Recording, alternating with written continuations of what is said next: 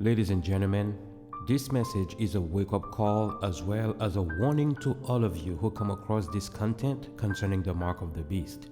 The time of testing is right upon us.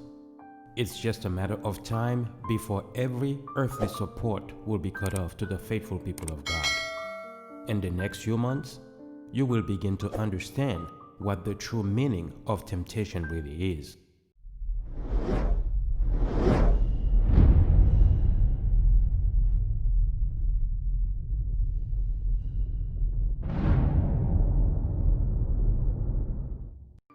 Jesus said in Matthew chapter 7, verse 13 and 14, "Broad is the way that lead to destruction, and many there be which go thereat." In verse 14, "And narrow is the way that leadeth unto life, and few there be that find it." The Bible tells us exactly what to expect when the mark of the beast is enforced, which can be found in Revelation chapter 13, verse 15 through 17.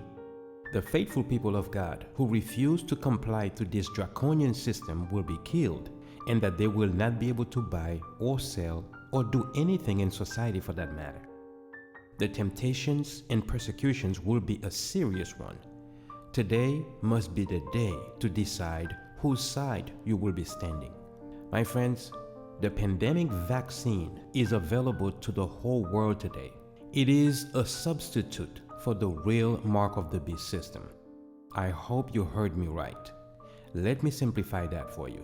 Headline says, "We won't force vaccine, but here is what we will do. Government won't force you to take vaccine, but Amazon will, airlines will, banks will. You won't be able to buy or sell or trade without the vaccine."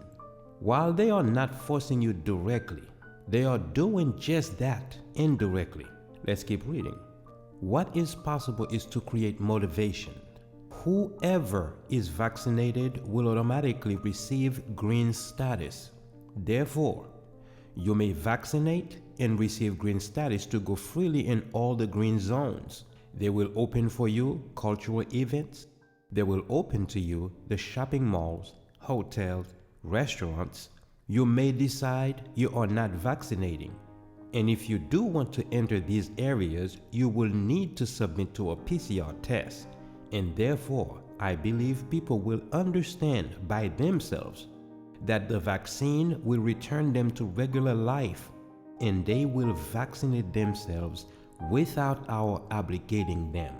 My friends, this is Revelation 13, verse 15 through 17. Being fulfilled right before our eyes. All they have to do is just remove the so-called vaccine and replace it with the Sunday rest, which is the true mark of the beast. And all the laws that will support it are being put in place right now. All of our freedom, including our basic necessities, are being stripped away. Are you ready to meet the time of trouble for Jesus? The next headline says, "Pope speaks on COVID and what changed the way I saw life." In New York Times Opt, Pontiff writes that personal freedom should not displace the common good. The Pope suggests the common good may be suffering in the name of these individual freedoms. To come out of this crisis better, we have to recover the knowledge that as a people, we have a shared destination. Wait a minute. We as a people have a shared destination? Well, not according to Jesus in Matthew chapter 7, verse 13 and 14. Because the Bible says clearly, many will find the broad way that lead to destruction, but only a few will find the narrow way which lead unto life. We don't have the same destination. The Pope writes, "The pandemic has reminded us that no one is saved alone." What a deception, my friends. And the sad reality is, most of the world has already fell for this Pope's lies. In the next headline, it says morality needed at the forefront of COVID recovery. We will not exit from COVID-19 better if we fall back into the temptation of individualism. Let's stop right there. Did you catch that?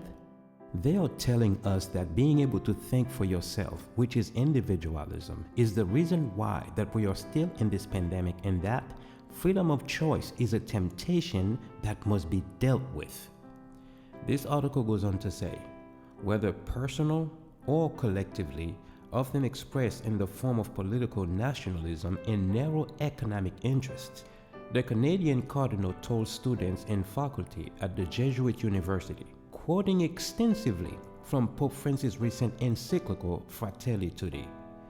Czerny lays out a moral framework for a COVID recovery. The prescriptions offered by Pope Francis unleashes the antibodies of justice, charity, and solidarity. My friends, which entity do you think the world look up to as a moral leader today? It is the papacy. And according to the cardinal, Pope Francis has a prescription for the world's most fearsome pestilence of our days. According to Pope Francis, in this article here, the only antibody that will eradicate the so-called COVID-19 is the common good. And the common good is Sunday rest by law. They are no longer hiding their agenda anymore. It is being laid out for everyone to see.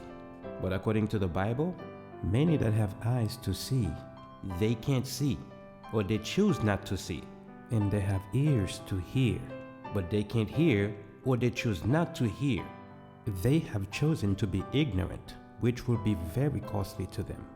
In the final headline, Pope Francis says, pull investments from any companies not committed to environment or the common good, if I may add. Keep them from buying and selling or trade if they refuse to comply with their common good agenda, which is also stand for globalism, by the way. This is the exact same thing they are doing with this COVID-19 vaccine. Anyone who refused to be inoculated remove their freedom of buying and selling and moving around until they are ready to bow to the power that be. This is the mark of the beast in sheep's clothing. That's exactly what the vaccine is. All they have to do when the whole world comply is just remove the vaccine and replace it with the Sunday rest.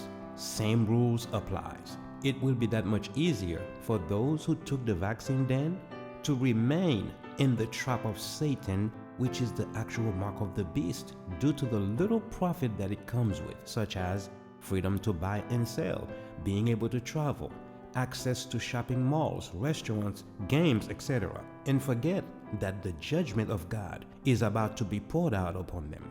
But the question was asked, what shall it profit a man to gain the whole world and loses his soul? I pray and hope this video was a blessing to you all. May God bless you. Maranatha.